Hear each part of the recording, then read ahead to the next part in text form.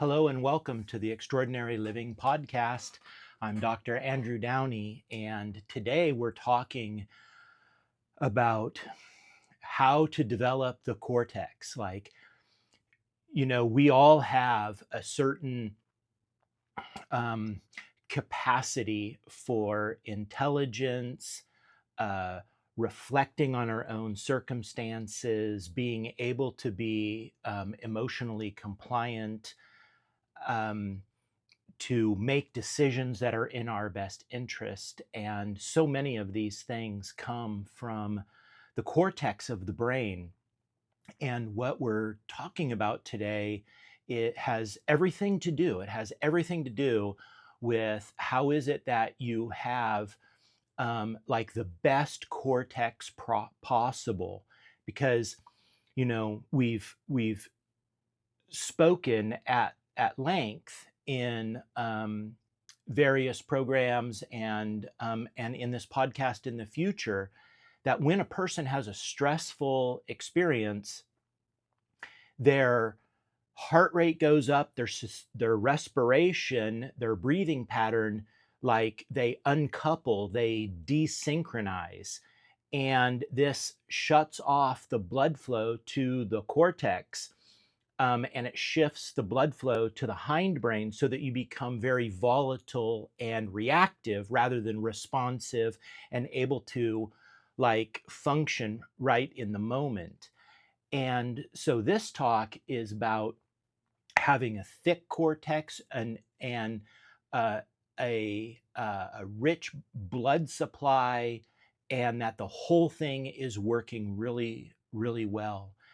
And so the way that this kind of takes shape is that the more of a complex, like this talk in a nutshell, is the more complex of an environment that you're in, then the more that's being demanded of you. The more that's being demanded of you, the more neural development you're going to have.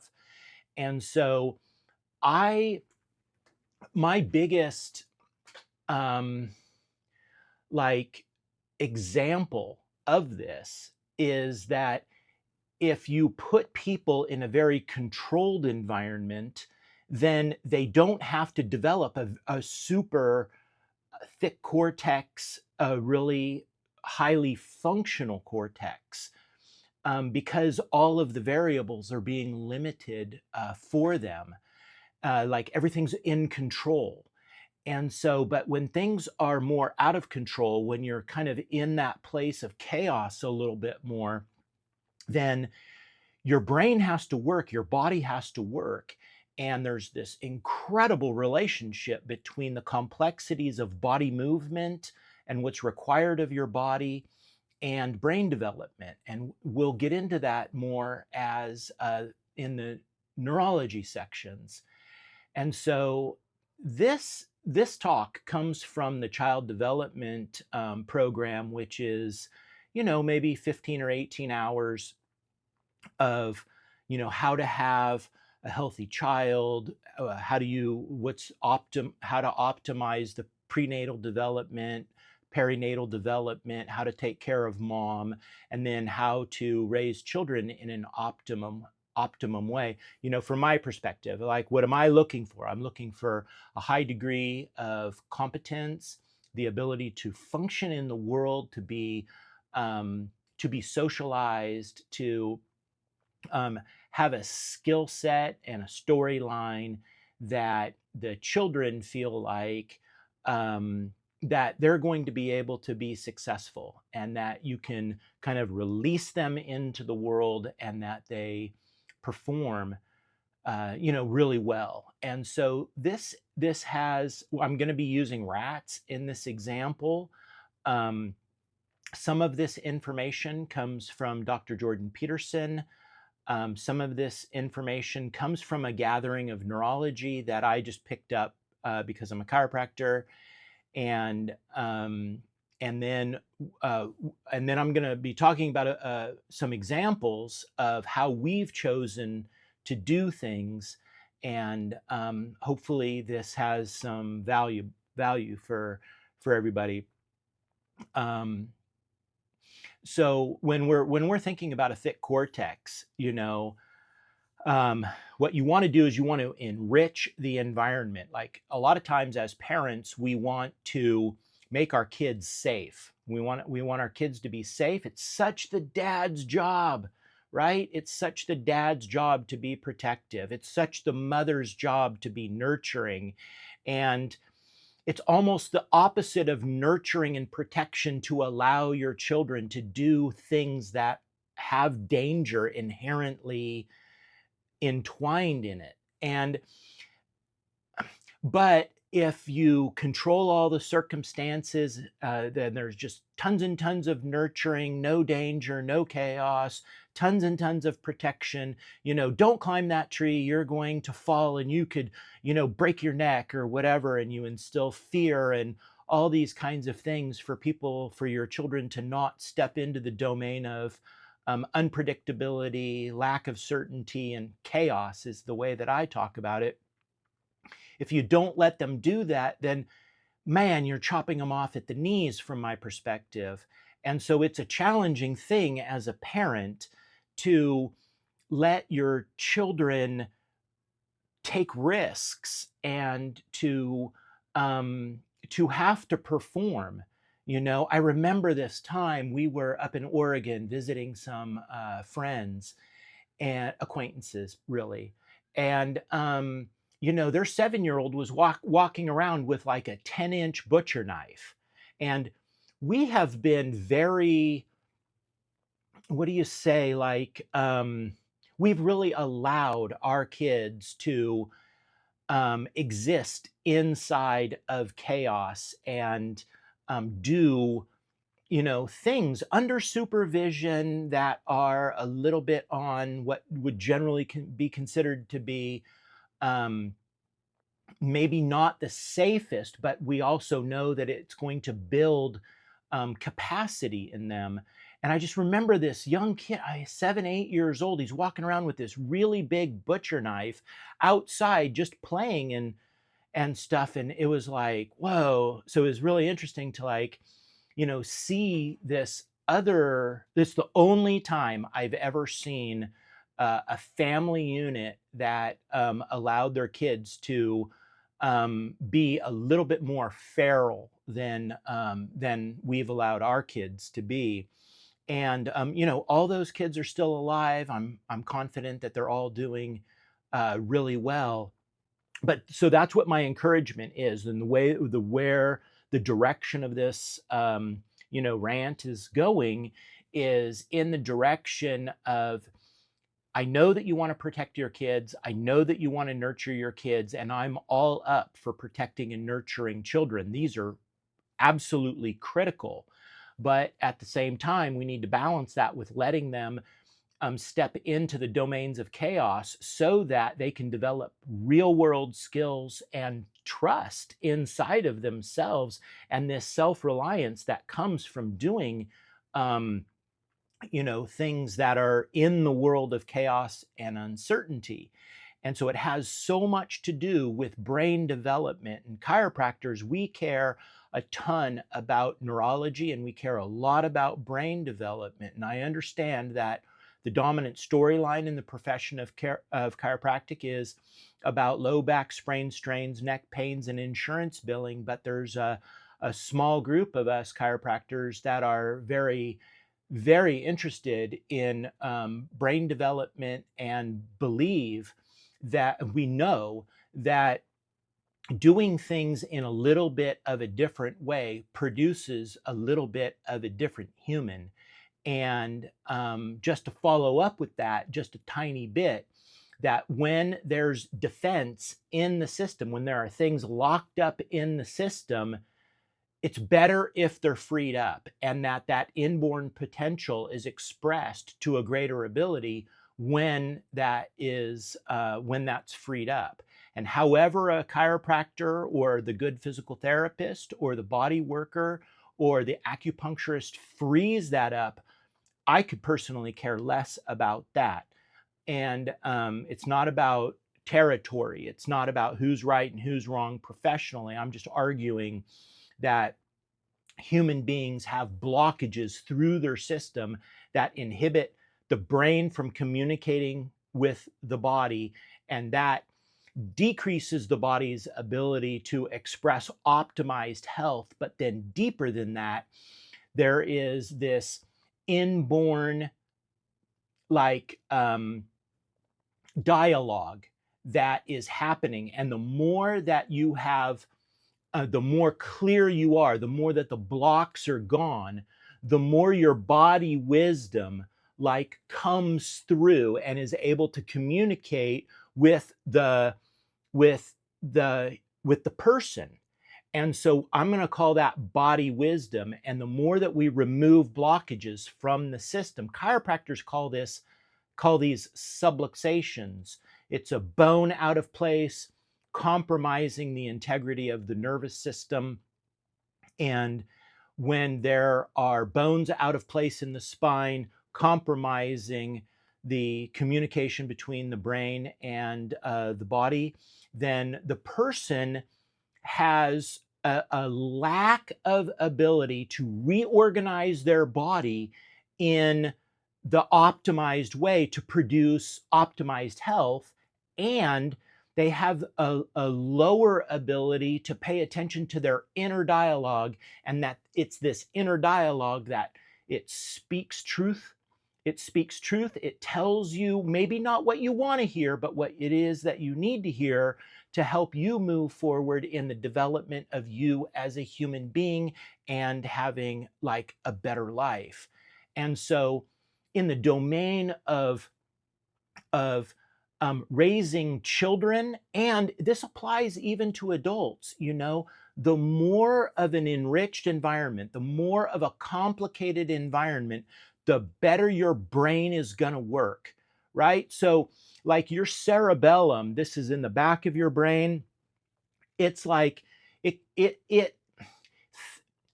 the idea is like unconscious joint proprioception. What that means is, where is my body in space without me having to think about it? Like if you're sitting down right now, it's like if you have to stand up, how does your brain know which muscles to activate and which muscles to inactivate to allow you to have the grace to just stand up and take a step? Well, it's because of your cerebellum. And your cerebellum, which it controls unconscious joint proprioception. It controls the ability for your body to know where it is in space without you having to think about that. That's awesome. The more sedentary you are, the more you downregulate the functionality of your cerebellum so that you become less coordinated. You don't know where your body is in space as much because you're not providing the input to it.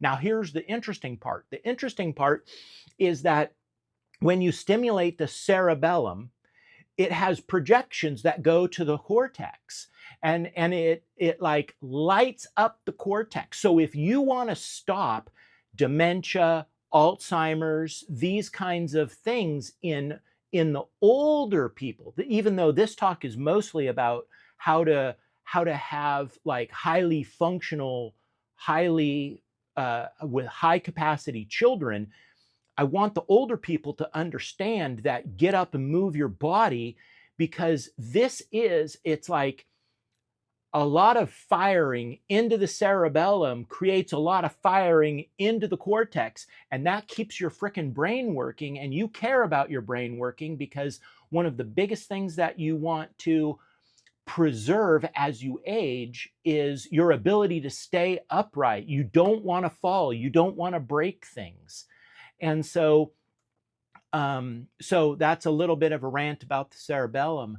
But so as I move in the direction of the developing child, we have this challenge that faces us as parents. Mothers want to nurture, fathers want to protect. That's the ideal, right? And so, but we need to let them step into chaos. And so if somebody wants their child to have a thick cortex, and if you think thick cortex, you want to think greater capacity to be a human. It involves their spiritual unfoldment, how well they do socially, how they do emotionally.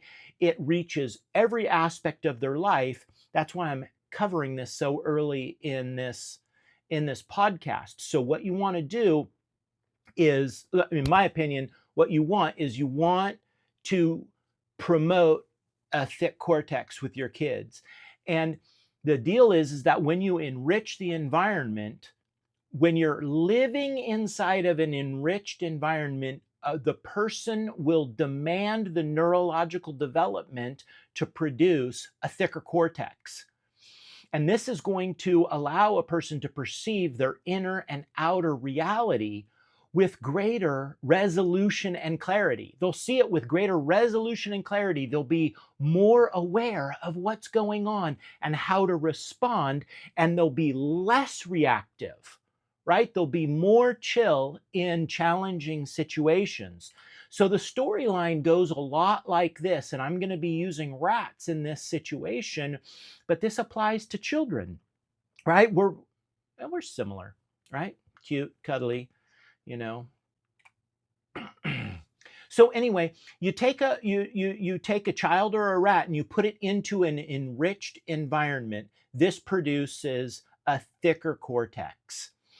If you take a rat or a person and you put them in a heavily controlled environment, in one part of this graph, it's like the rat is in its natural environment. It's a picture of a rat that is like on a branch. It looks to be inside of nature, whereas the other rat is in a cage. It's in a very sterile cage. And so when you put a rat into an enriched environment, you get a thick cortex. And when you put a rat in a heavily controlled environment, then what you get is you get a thin cortex. Because the rat that's in the heavily controlled environment, there's not very much stimuli. Everything is very controlled. And the more controlled it is, the less neurological capacity is required for its growth and its survival and its capacity. And so here's where things start to get, that's interesting in and of itself. But what's also interesting is that if you take a rat that has been raised in a heavily controlled environment, let's say it's a year and a half old, it's been put in a very sterile cage, and you then put it into more of nature, you put it more into nature, what happens is that there's more variability. There's more variability, right? In nature, there are snakes, there are hawks that are going to come and eat it, there are owls. And so it requires that little bit of stress, right? That would create more stress, and it would create the imperative for that animal to be able to adapt to its circumstances for survival, to be able to function better. So it's going to have to be more aware when it's in a very secure, controlled environment. It does not have to produce these kinds of things. Think about the child that is in the upper middle class, run-of-the-mill elementary school. Everything, the bell rings and kids go off to do whatever it is that they do for recess. They come back, they sit down. Everything is very much more well behaved. You juxtapose that very controlled environment to a child that is outside, and they're climbing on rocks, they're climbing in trees, they're swimming in rivers, whatever those kinds of natural environments happen to be. It's more complex. And if it's more complex, then it pushes neural development. And so when you take an animal, a rat, a human, and you push it into, if it's in a very controlled environment, and maybe its brain is, its cortex is developing a little bit on the thin side of things. It's all it's happening is that it's not maximizing its potential. It's not optimizing its potential. You put it into an enriched environment, more like nature. Um, and I'm just using nature because it's very juxtaposed to the heavily controlled environment. Like, like a classroom is heavily controlled, authoritarian approach, top down kind of system. Nature is the opposite of that. Stuff can happen. And so I'm just putting it on that continuum to make a point. I'm sure that my point's coming across totally clear. You take a child or a rat that's been put inside of a heavily controlled environment for a long time. Maybe you've suppressed the development of their cortex. You've had the best of intentions to do this as a parent, because putting them in school is like the right social thing to do. But I'll tell you, homeschooling is a much more dynamic thing to have your children engaged in. And there are some challenges with it. It's easier than you would ever imagine to do, and the outcomes are completely fantastic. But, a lot of people want to do what they're taught to do by society. And so then they put their kids in the government school program, and so then you're going to have a lack of optimizing brain development. That's what's going to happen. And so then if you take that child at 7, 8 years old, 5 years old, you did 1 year, you did kindergarten and that's enough, or you did up through 6th grade, okay, that's enough, whatever it happens to be, and you immerse them more in an enriched environment, what will happen is that because there's more demanded of them, then they're going to express greater capacity, and you're going to get better cortical growth out of your child, which that's actually the objective, right? If you care about whether your child can know its multiplication tables and read when it's 5, 6, 7 years old, you want to check your own ego a little bit about how you're looking at things, would be my perspective of things. Your child, it's like, what are we after? Like, my perspective, what are we after? We're after 16, 17, 18-year-old kids that function well in society, have maximized their IQ, read and write, and they are moving in the direction of understanding why they're on the planet and having a life filled with purpose. Right? That's what we want. That's what we want for our kids. And so if you take a child from a heavily controlled environment and you at any point you put them into a more enriched environment, maybe maybe homeschooling doesn't work for you, because maybe what your situation is that you don't have the time or whatever. We could make up 15 different reasons. But if you take them from one environment, if you pay attention as the parent, you pay attention and you move them into something that is more enriched. It requires more of your kid. And I'm not just talking about academics. I'm talking about more it's in ways it's more complicated, it's more enriched. And as a good parent, that would be, up to you of what you consider to be more enriched. Maybe it's more hands-on, right? And so you can make those determinations, but you can take something, if you maybe somebody feels like it's like, okay, I've been leaning in the direction of homeschooling my kids or moving my kids into a different academic environment, and I can do, homeschooling, or I can do a little bit of another direction. If you feel like it's enriched, whether it's more enriched and more along the lines of what's going to provide the best stimulus for your children, along the lines of this conversation. You can tell that. If you make that move, your child's neurological competence is going to go up, and that's a cool thing. The opposite is true, is that if you have a rat and you take it and it grew up in the wild, and you catch it and maybe it's 6 months old, or it's a year old, or maybe it's a year and a half old, and you catch it, right? Your cat brings it in and puts it, and your daughter grabs it and is like, "Oh, mommy, can I keep it?" And you're like, "Yeah, you can keep it." And you put that rat in a cage. Well, it's been having to deal with hawks and cats, and apparently it didn't do super good with the cat that I was just talking about, but it's been living in this very enriched environment.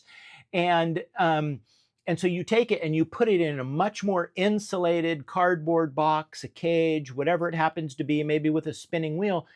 That highly enriched thicker cortex is actually going to start diminishing in thickness because the stimulus is just not going to be there.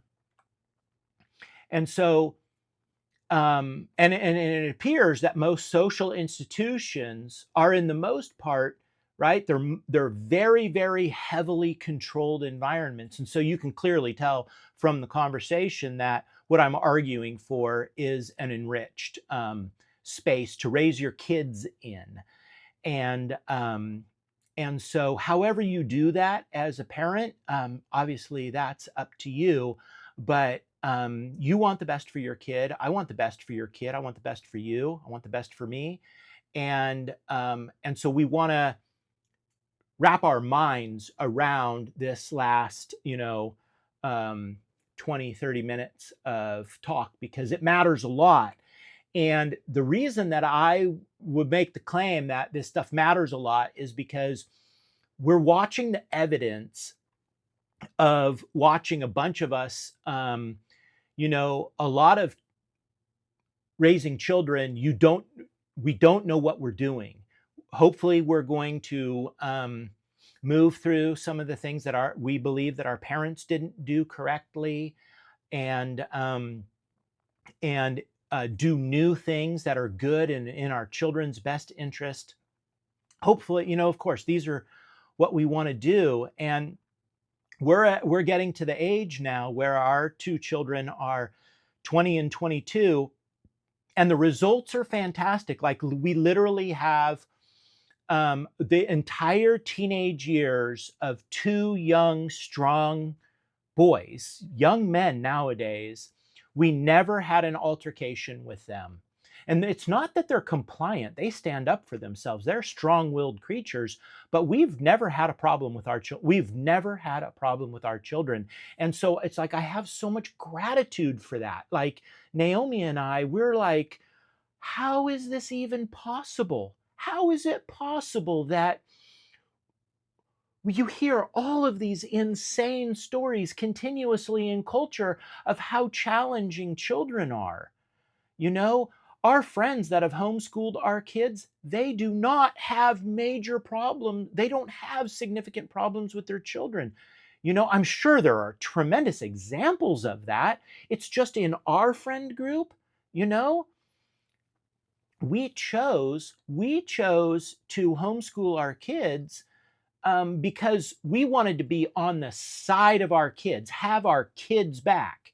When the administrators of my oldest son's elementary school took me aside and said, "Hey, we need to have a parent-teacher conference because your kid is acting up and stuff like this," I sat down with these people, and it's like,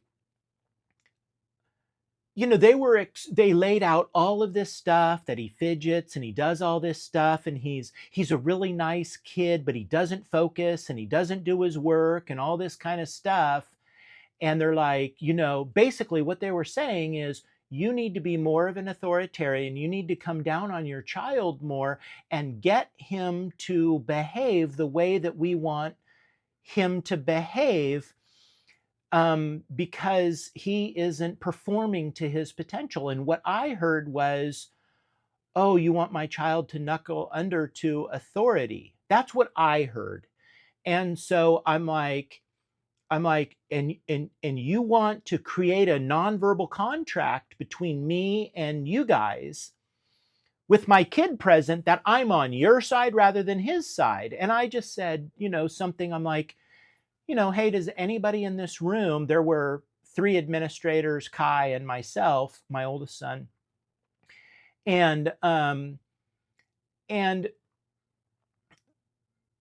you know I just asked, I'm like, does anybody in this room think by 16, 17, 18 years old that he's not going to be able to read and write perfectly good and that he's not going to be a great contributor to society?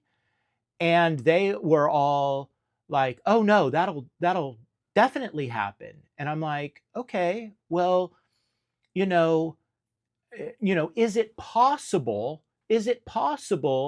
that he's just more creative and more imaginative, and us suppressing that, us being authoritarian and suppressing that, is actually going to cause damage, and what would that do if I sided with the administrators?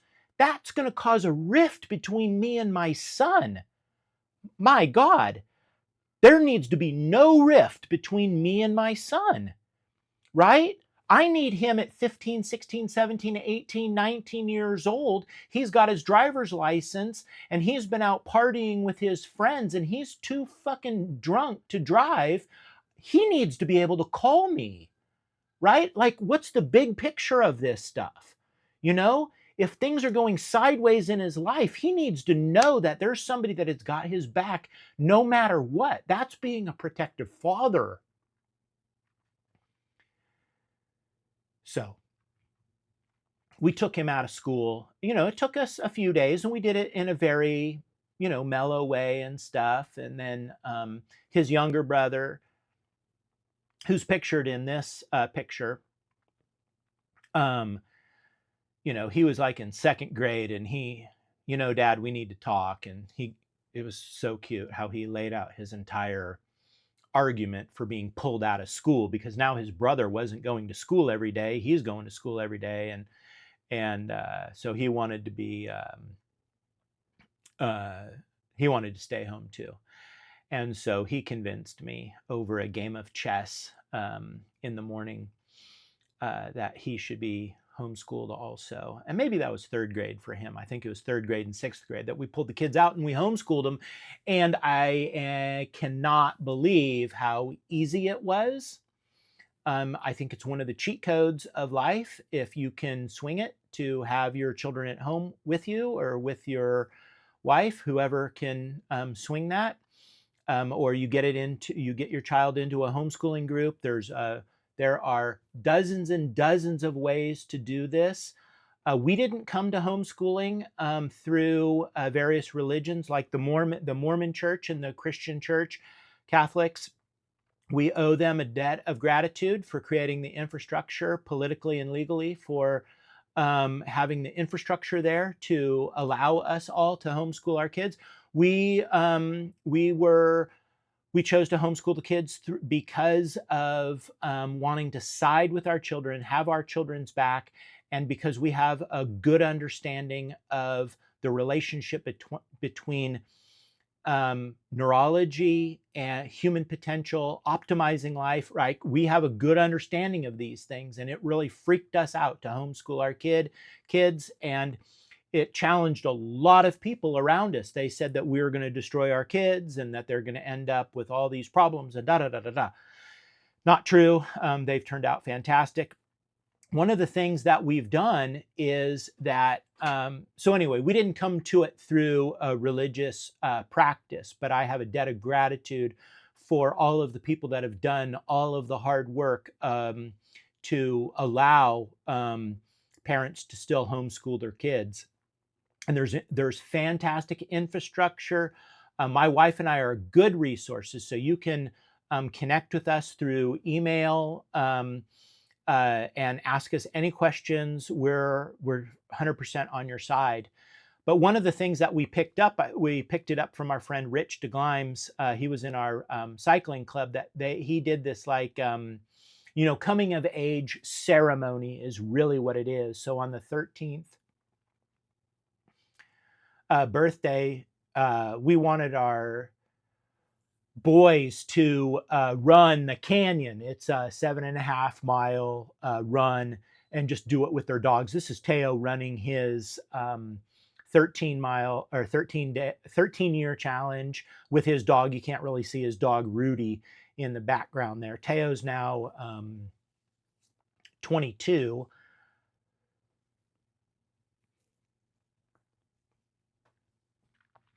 but, you know, look at how strong, look how upright he is.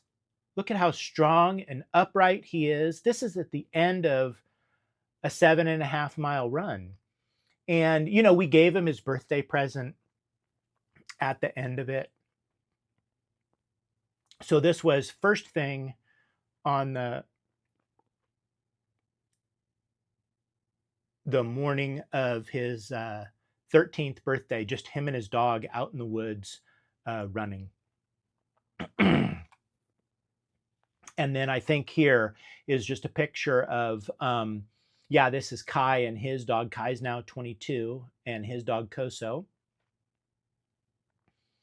at the beginning of his 13th year challenge. And we've, like, the entire time that we have been, raising the kids, we've just been out in nature. This is a picture. It's taken at about maybe 12,000 feet of elevation, up on a plateau in between Mount Whitney and Forester's Pass on the Pacific Crest Trail. This was the year that the homeschool project was to hike the Pacific Crest Trail for the kids. To hike the Pacific Crest Trail. That's Mexico to Canada, 2,650 miles. And so this is right around mile 770, something like that. It's pretty close to the beginning of the High Sierras. So they were 15 and 17 when they did the Pacific Crest Trail. When they were 13 and 15, they did the Camino de Santiago. And as the program, as the podcast develops, you'll see all of the different things that we've had the kids doing because we want them in nature, because nature is the most complicated environment. This picture that I took up on this plateau, it's a 3-day walk from any trailhead. It's really out there, and so you have to develop the ability to think into the future, and you need to recognize that your steps matter. The individual steps matter, because if you twist your ankle or you fall and you hurt yourself, it's going to have really significant consequences. And there's so much beauty that you're in a sense of awe on such a regular basis, and that creates an aesthetic that comes through you as a being, that then you want to surround yourself with more beauty in your life. And my gosh, if you want to surround yourself with more beauty in your life, what are the things that you have to do and integrate to have beautiful things, whether it's artwork or sculpture or property or a home or whatever it happens to be? What do you have to integrate into your life to be surrounded in beauty? And if you are inside of a very beautiful thing that is also chaotic, because not at this elevation, there are no snakes, but, down in the desert section of the PCT, there are rattlesnakes, and there's all kinds of things. It's so nature is this fantastically enriched environment that then translates to like normal life, regular life, productive, like as a human being, citizen life. And so we put the kids out very, very regularly from, the time that they were infants out in nature. And then we really accelerated that when we started with the homeschool side of things. And so if you're we're looking to bathe ourselves in the most enriched environment on a very regular basis, because nature or wild places, they're the most enriched domains a person can exist in, and that requires brain development. So I'm pretty sure that that is the program for today. And so thank you for listening to this clip or podcast, and we'll see you down the road.